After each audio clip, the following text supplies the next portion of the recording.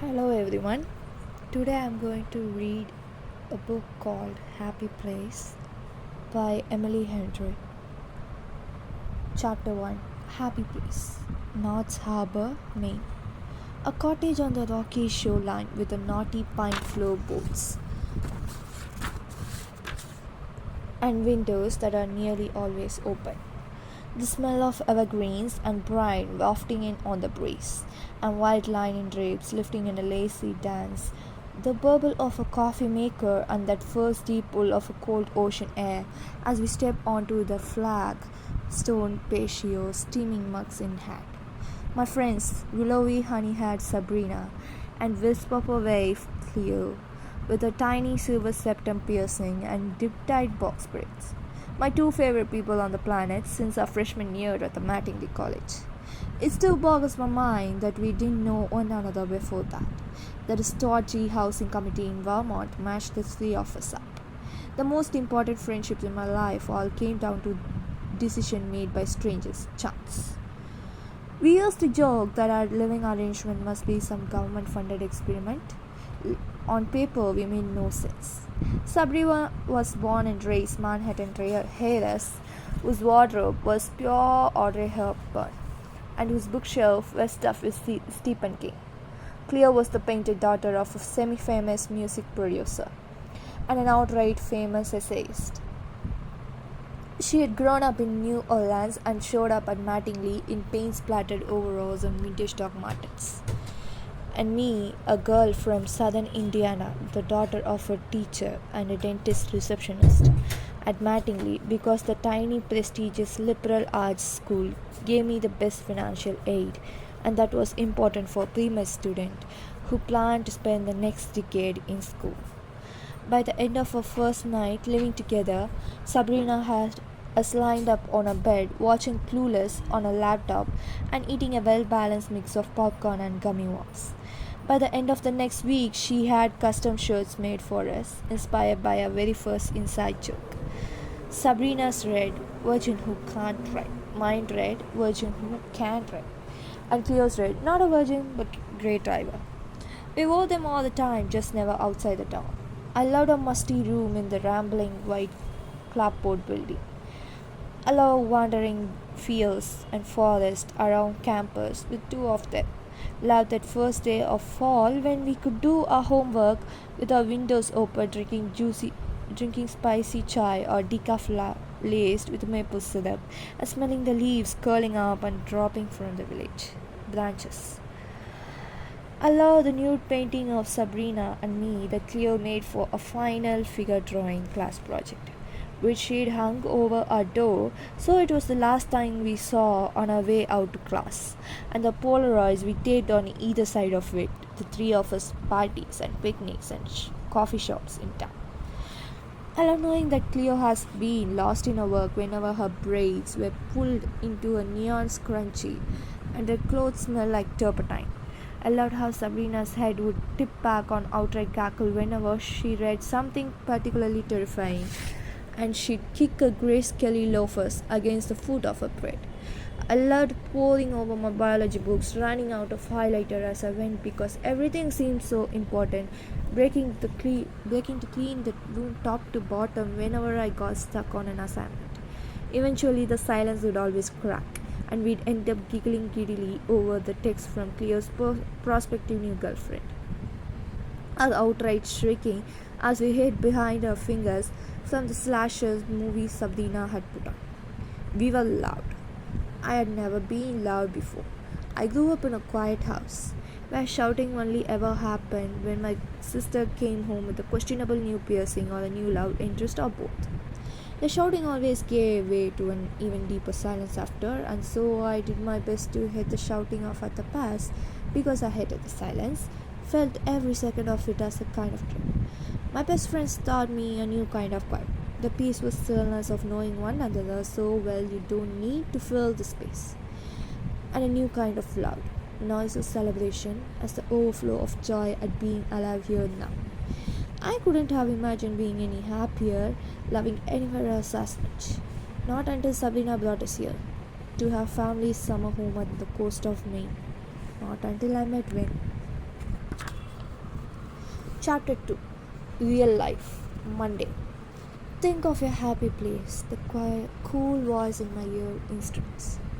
Picture it. Glimmering blue washes across the back of my eyes. How does it smell?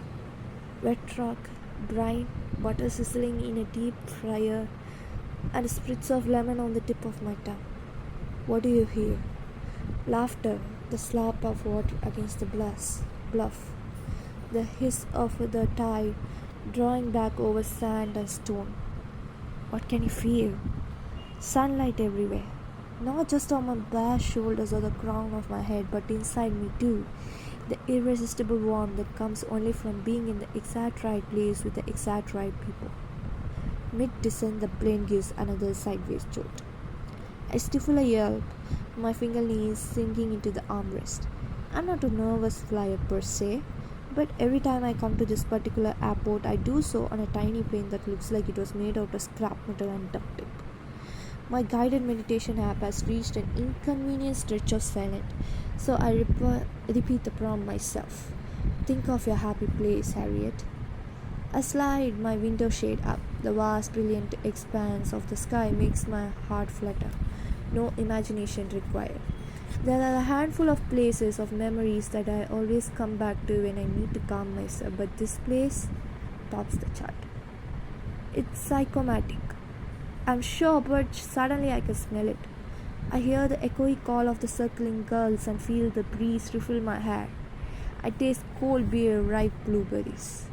In very minutes after the longest year of my life, I'll be reunited with my favorite people in the world, in a favorite place in the world. The plane's wheel clatter against the runway. Some passengers in the back burst into applause, and I yank out my earbuds, anxiety lifting off me like a dandelion seeds. Beside me, the grizzled seatmate who snored through a death-defying flight blinks awake. He looks at me from under a pair of curly white eyebrows and grinned. Here for the lobster festival? My best friends and I go every year, I say. He nods. I haven't seen them since last summer. I had him. He hurries. We all went to school together, but we live up in different places now, so it's hard to get our schedules to line up. The unimpressed look in his eye amounts to, I asked one yes or no question. Ordinarily, I would consider myself to be a super seatmate. I'm more likely to get a bladder infection than to ask a person to get up so I can use the lavatory. Ordinarily, I don't even wake someone up if they are asleep on my shoulder, drooling down on my chest. I've held strangers' baby and farty therapy dogs for them. I pulled out my earbuds to oblige middle-aged men who will perish if they can't share their life stories, and I flagged down flight attendants for paper bags when the post-spring break teenager next to me started looking a little green. So I'm fully aware this man in Norway wants to hear about my magical upcoming week with my friends. But I'm so excited, it's hard to stop. I have to bite my bottom lip to keep myself from singing Vacation by Go-Go's into this grumpy man's face as we begin the painfully slow deboarding process. I retrieve my suitcase from the dinky airport's baggage carousel and emerge through the front doors feeling like a woman in a tampon commercial. Overjoyed, gorgeous, and impossibly comfortable, ready for the highly physical activity, including but not limited to bowling with friends or getting a piggyback ride from the unobtrusively handsome guy hired by Central Casting to play my boyfriend. All that to say, I am happy. This is the moment that carried me through thankless hospital shift and the sleepless nights that often follow. For the next week, life will be crisp white wine, creamy lobster rolls, and laughing with my friends until tears stream down our cheeks. A short honk blast from the parking lot. Even before I open my eyes and see her, I'm smiling. Oh, Harriet, my Harriet, Sabrina shouts, half falling out of her dad's cherry red Jaguar. She looks as ever like a platinum Jackie O, with her perfectly toned olive arms and a classic black pedal pushes, not to mention the vintage silk scarf wrapped around a glossy bob. She still strikes me the same as the first day we met, like an effortlessly cool starlet plucked from another time. The effect is somewhat tempered by the way she keeps jumping up and down with the poster board on which she scrawled in a god awful serial killer handwriting. Say it's Carol Singer's a love actually reference that could not actually make less contextual sense. I break into a jog across the sunlight parking lot. She shrieks and hurls the poster at the car's open window, where it smacks the frame and flaps to the ground as she takes off running to meet me. We collide in an impressively uncomfortable hug. Sabrina's exactly tall enough that her shoulders always find a way to cut off my ass supply. But there's still nowhere I'd rather be. She rocks me back and forth, crying, "You're here! I'm here," I say. "Look at me. Let me look at you." She draws back to give me a stern once more. "What's different?" "New face," I say. She snaps her fingers. "Knew it." She loops an arm around my shoulder, turns me toward the car, a cloud of Chanel number 5 following us. It's been our signature scent since we were 18, and I was still sporting a Bath and Body Works concussion that I smell like vodka-soaked cotton candy. "Your doctor does great work," she deadpans. "You look 30 years younger, not a day over newborn." "Oh no, it wasn't a medical procedure," I say. "It was an itchy spell." "Well, either way you look great." "You too," I squeal, squeezing her around the waist. "I can't believe this is real," I say. She says, "It's been too long," I agree. We fall into that hyper-comfortable kind of silence, the quiet of two people who live together for the better part of 5 years and still, after all this time, have a muscle memory for how to share space. "I'm so happy you could make this work," she says as we reach the car. "I know how busy you were at the hospital." "Hospitals? They have you moved around, right?" "Hospitals," I confirm, "and nothing could have stopped me." "By which you mean you ran out of there mid-brain surgery," Sabrina says. "Of course not. I skipped out there mid-brain surgery, still have the scalpel in my pocket." Sabrina cackles, a sound so odd with her composed exterior that the whole first week we lived together, I jumped every time I heard it. Now all her rough edges are my favorite parts of her. She throws open the car's back door and tosses my suitcase in with an ease that defies her lanky frame, then stuffs the poster in after it. "How was the flight?" "Same pilot as last time," I tell her. Her brow lifts. "Ray? Again?" I nod. "Our sunglasses on the back of the head frame." "Never seen him without them," she mushes. "He absolutely has to have a second set of eyes in his neck," I say. "The only explanation," she agrees. "God, I'm so sorry. Ever since Ray got sober, I swear he flies like a dying bumblebee." I ask, "How did he fly back when you were still drinking?" "Oh, the same." She halts in behind the steering wheel, and I drop into the passenger seat beside her. But his intercom banter was a fucking delight. She digs a scarf out of the center console and tosses it at me, a thoughtful if ultimately meaningless gesture, since my bun of chaotic darkers is far beyond saving after 3 back-to-back flights and a dead sprint through both the Denver airport and Boston Logan. "Well, there wasn't a pun to be found in those skies today." "Tragic," she tells. The car's engine grows to life. With the whoop, she peels out of the parking lot and points us east toward the water, the windows down and sunlight rippling over our skin. Even here, and our inland yards are dotted with lobster traps, pyramids of them at the edge of lots. Over the roar of the wind, Sabrina shouts, "How are you?" My stomach does this seesawing thing, flipping from the absolute bliss of being in this car with her and abject dread of knowing I'm about to throw a wrench into her plans. Not yet, I think. Let's enjoy this for a second before I ruin everything. Good, I shout back. And how's the residency? She asks. Good, I say again. She glances sidelong, wisp of blonde sneaking out of his car to slap her forehead. We have barely spoken in weeks, and that's all I get? Bloody? I add. Exhausting, terrifying, electrifying, though not necessarily in a good way. Sometimes nauseating, occasionally devastating. Not that I'm involved in much surgery, 2 years into the residency, and I'm still doing plenty of scut work. But the slivers of time spent with an attending surgeon and a patient are all I think about when I clock out, as if those minutes weigh more than my any of the rest. Scut work, on the other hand, goes by in a flash. Most of my colleagues dread it, but I kind of like the mundanity.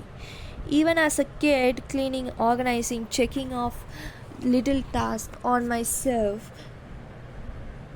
self-made chore chart gave me a sense of peace and control. A patient is in the hospital and I get to discharge them. Someone needs blood drawn and I'm here there to do it. Data needs to be plugged into the computer system and I plug it in. Therefore, there's a before and an after with a hard line between them. Prove that there are millions of small things you can do to make life a little better. And how's when? Sabrina asks. The seesaw inside me jolts again. Sharp grey eyes flash across my mind, the phantom scent of pine and clove wafting over me. Not yet, I think. What? I shout, pretending not to have heard. This conversation is inevitable, but ideally it won't take place while we are going 80 miles an hour in a pop can car from the 60s. Also, I'd rather have it when Cleopatra and Kimmy are all present, so I won't have to rip off the band-aid more than once. I've already waited this long. What's a few more minutes? Undeterred by the vortex of wind ripping through the car, Sabrina repeats, When? How's when? Electrifying, though not necessarily in a good way. Sometimes nauseating, occasionally devastating. Good, I think. The I think part makes it feel less like a lie. He probably is good. The last time I saw him, it was virtually illuminated from within. Better than he had been in months. Sabrina nods and cranks up the radio. She shares the cottage and its associated cars with about 25 Arma's cousins and siblings. But there's a strict rule about returning the radio presents to her dad's station at the end of the day. So our trips always begin with a burst of Ella Fitzgerald, Sammy Davis Jr., or one of the contemporaries. Today, Frank Sinatra's summer wind carries us up the pine-dotted drive to where the cottage perches atop a rocky cliff. It never gets any less impressive. Not the sparkling water, not the cliffs, certainly not the cottage. Really, it's more like a mansion swallowed a cottage, and then wore its bonnet and imitated its voice in an unconvincing falsetto, Big Bud Hull style. At some point, probably closer to year 1900 than to now, it was a family home. The part of it still stands, but behind it and on either side of it, the expansion stretch out. The exterior is perfectly matched to the original building. Off to one side, there's a 4-car garage, and across the creek on the other, a guest house tucked among the moss, ferns, and salt-gnarled trees. The car glides right past the garage, and Sabrina cuts the engine in front of the front door. Nostalgia, warmth, and happiness rush over me. Remember the first time you brought me and Cleo here? I asked. That guy Braden had ghosted me, and you and Cleo made a PowerPoint about his worst qualities. Braden? She unbuckles her seatbelt and hops out of the car. Are you talking about Bryant? I peel my thighs off the hot leather and climb out after her. His name was Bryant? You were convinced you were going to marry Bryant, Sabrina says, delighted. Now, you don't even remember the poor guy's name? It was a powerful PowerPoint, I say, wrestling my bag out of the backseat. Yeah, or it could have been something to do with one Miss Cleo James giving us free psychotherapy that whole week. My dad had just gotten engaged to wife number 3 before we took the trip, remember? Oh, right, I say. She was the one with all the dogs. That was number 2, Sabrina says. And to be fair, she didn't have them all simultaneously. More like she had a revolving door that magically brought a new designer puppies in as it swept her adult dog straight back to the pound. I shudder. So creepy. She was, but at least I won the cousin's divorce betting pool that year. That's how I scored access to the cottage during Lobster Fest. Cousin Frankie's loss was our gain. I clasped my hands together in a silent prayer of thanks. Cousin Frankie, wherever you may be, we thank you for your sacrifice. Don't waste your gratitude. I think he lives on a catamaran in Ibiza these days. Sabrina yanks my bag free from the crook of my elbow, taking my hand to haul me up to the front door. Come on, everyone's waiting. I'm last, I say. Path and I got in last night. Cleo and Kimmy drove up this morning. We've all been sitting on our hands and vibrating, waiting for you to get here. Wow, I say. Things descended into orgy territory pretty quickly. Another trademark Sabrina laugh. She jiggles the doorknob. I guess I should have specified where we were all sitting on our hands. Now that changes everything considerably, I say. She cracks open the door and grins at me. Why are you looking at me expectantly? I say. I'm not, she says. I narrow my eyes. Aren't lawyers supposed to be good at lying? Objection, she says, speculative. Why aren't we going inside, Sabrina? Wordlessly, she nudges the door wider and gestures me through. Okay, I creep past her. In the cool foyer, I hit with the smell of summer. Dusty shelves, sun-warmed verbena, sunblock, the kind of salty damp that gets into the bones of old main houses and never quite dries out again. From the end of the first floor hallway, back in open kitchen/living room, part of the extension, of course, I hear Cleo's soft timbre followed by Pat's low chuckle. Sabrina kicks off her shoes and drops the keys on the console table, calling, Here! Cleo's girlfriend Kimmy comes bounding down the hall first, a blur of curls and strawberry blonde hair. Harry! She cries, her tattooed fingers grabbing for my face as she plants loud kisses on each of my cheeks. Is it really you? She shakes me by the shoulders. Are my eyes deceiving me? You're probably confused because she got a new face on Etsy, Sabrina tells her. Huh? Kami says.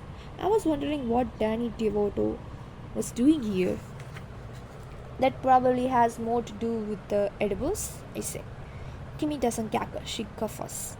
Like every one of her laws is himmlished out of her.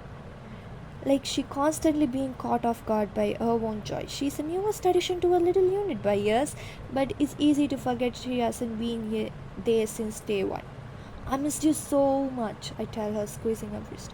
Missed you more, she claps her hand together, her red gold bun wobbling like an overeager pom-pom. Do you know? Know what? She glances at Sabrina. Does she know? She does not. Know what? I repeat. Sabrina threads an arm through mine. About your surprise. On my right, Kimmy catches my other elbow, and together they pop walk me down to the hall. What surprise? I stop so hard and fast that my elbow hits Kimmy's rib. I only dimly register a grunt of pain. My senses are fully concerned with a man rising from the marble breakfast bar. Dark blonde hair, broad shoulders, a mouth improbably soft when compared to the hard lines that make up the rest of his face, and eyes that shine steel grey from afar, but I know from the experience are ringed in mossy green once you get up close. Like for example, when you are tangled with him beneath a blush sheet, the diffused glow of your bedside lamp painting his skin gold and giving his whisper a texture. His shoulders are relaxed, his face totally calm, like being in the same room as me is not the worst thing that could have possibly happened to either of us. Meanwhile, I'm basically walking, breathing bottle of soda into which a Mentos has been plopped, panic fizzing up, threatening to spew out between my cells. Go to your happy place, Harriet, I think desperately, only to realize I'm literally in my happy place. And he is here. The very last person I expected to see. The very last person I want to see. Win Connor, my fiance. Thank you.